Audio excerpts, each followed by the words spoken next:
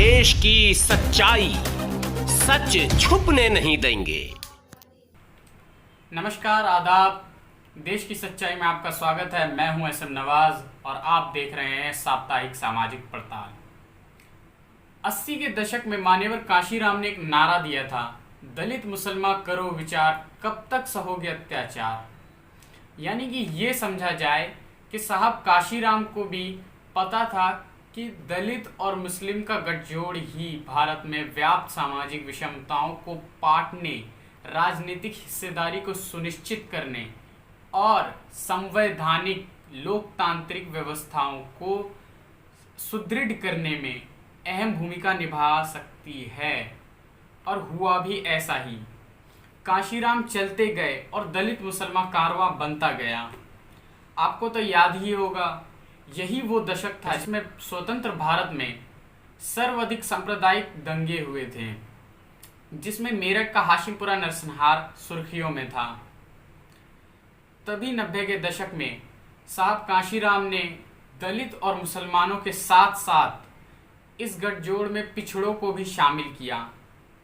आपको याद है वो नारा, मिले मुलायम काशीराम, हवा में उड़ गए जय श्री राम।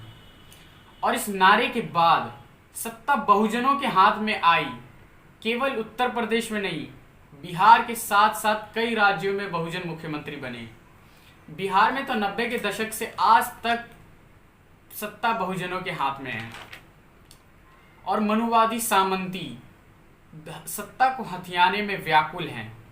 अरे हाँ, मैं ये कहानी क्यों सुना रहा हूं साहब? सुनाना तो जरूरी था ना, जब पूरे भारत में बहुजन आंदोलन तेजी से चलने का दावा किया जा रहा और दलित मुसलमानों को एक करने के लिए कई संगठन मैदान में हो, तो कहानी तो सुनानी पड़ेगी। आपने वामन मेश्राम का नाम सुना ही होगा। चंद्रशेखर आजाद रावण भी परिचय के मोहताज नहीं।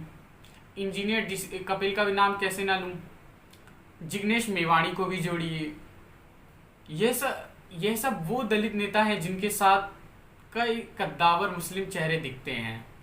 जी हाँ, वामन मेश्राम के साथ हजरत मौलाना सज्जाद नौमानी साहब, चंद्रशेखर आजाद रावण के साथ महमूद प्राचा साहब, इंजीनियर डीसी कपिल के साथ हजरत हाफिज गुलाम सरवर, मेहदी हसन मंसूरी एवं यामीन चौधरी साहब, और जिग्नेश मेवाणी के साथ खालिद सैफी साहब और अन्य मुस्लिम चेहरे दिखते हैं।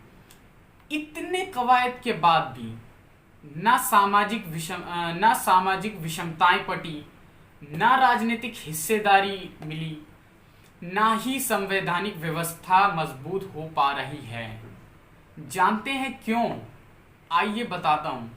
सामंतियों और मनुवादियों का सबसे बड़ा हथियार सांप्रदायिक दंगा, इस्लाम, मुसलमान और पाकिस्तान। लेकिन ये हथियार इस्तेमाल दलितों से कराया जाता है। उदाहरण देख लें, अफराजुल हत्याकांड, शंभूलाल रैगर दलित, तबरेज अंसारी हत्याकांड, पप्पू मंडल दलित। गुजरात दंगे की वो तस्वीर तो आपको याद ही होगी, जब कुतुबुद्दीन अंसारी के ऊपर भगवा वस्त्र में लोहे का रॉड ताने खड़ा एक व्यक्ति जिसका नाम अशोक परमार, वह भी दलित। तमाम दंगों के मुलजिमों की सूची में 80% दलित और पिछड़े हैं। हद तो यह है कि जो बाबा साहब ने दलित उत्थानों के लिए जो आरक्षण की व्यवस्था की थी, उसका भी गलत इस्तेमाल अधिकांश दलित ही कर रहा है। इतनी कहानी मैं क्यों सुना रहा हूं? वह इसलिए कि पिछले कई वर्षों से हिंद की शेरनी कही जाने वाली दलितों की लोकप्रिय बहन सत्ता से दूर होने के बाद भी निरंतर सामंतियों और मनुवादियों की भाषा बोल रही हैं।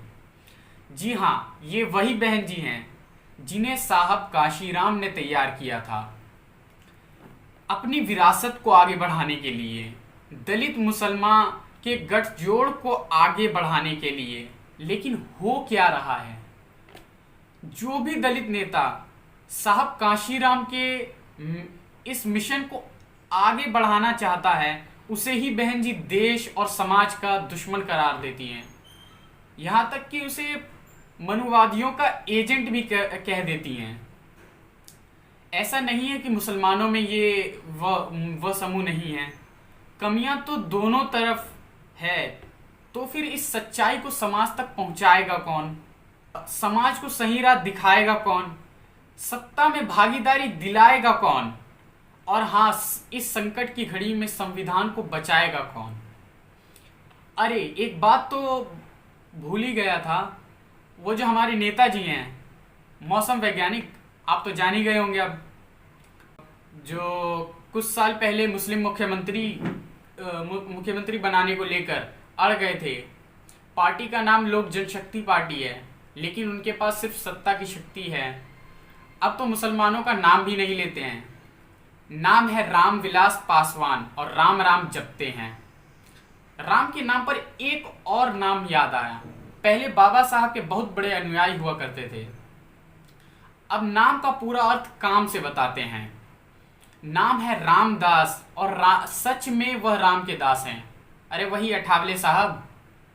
भला उदित राज जी का नाम कैसे न लूं? लंबी यात्रा साहब ने की है। पहले हिंदू राष्ट्र बनाने वाली पार्टी से सांसद बने, इन दिनों मनुवादियों के गुणगान में लगे हैं। अब बताइए, ऐसी स्थिति में मुस्लिम गठजोड़ की बात करना, समता मूलक समाज की बात करना, संवैधानिक व्यवस्थाओं को बचाने की बात करना, क्या ये मजाक नहीं लगता? क्या आपको लगता है कि बाबा साहब का सपना साकार हो पाएगा? मान्यवर काशीराम जी का मिशन आगे बढ़ पाएगा?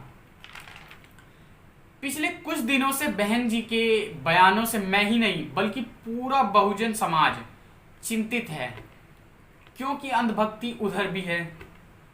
सबसे ज्यादा परेशान तो भारत का मुस्लिम समाज है, जो किसी भी निर्णय पर पहुंचने में असमर्थ दिख रहा है। यहां भी स्थिति वैसी ही है। ओवैसी और प्रकाश अंबेडकर के गठजोड़ से जो उम्मीदें जागी थी, वो भी धूमिल हो चुकी है। मुस्लिम पार्टियों को भी मनुवादियों का एजेंट ही माना जाता है। कोई भी नेता पूर्ण रूप से समाज में स्वीकार नहीं।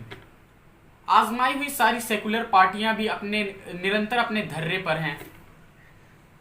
आज का सवाल, क्या करेंगे मुस्लिम और दलित नेता? क्या जीत पाएंगे अपने समाज का विश्वास? क्या बदल पाएंगे मौजूदा हालात? क्या रोक पाएंगे सामंतियों और मनुवादियों के इस तेज धार को, या छोड़ जाएंगे मझधार में कश्ती और उजड़ती रहेंगी दलितों और मुसलमानों की बस्ती? मैं तो निराश हूँ, उदास हूँ। आपकी क्या राय है? कमेंट बॉक्स में बताएंगे, हमें भी राह दिखाएंगे, वीडियो को भी आगे बढ़ाएंगे। शुक्रिया, खुदा हाफिज, जय भीम। फिर मिलेंगे एक नए साप्ताहिक सामाजिक पड़ताल के साथ।